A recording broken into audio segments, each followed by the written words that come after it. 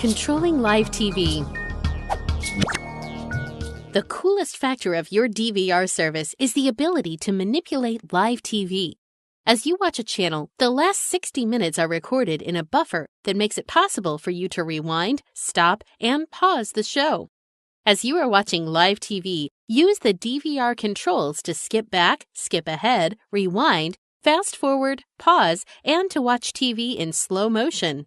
Press the rewind button to see something again, or press the skip back button to go back 10 seconds at a time.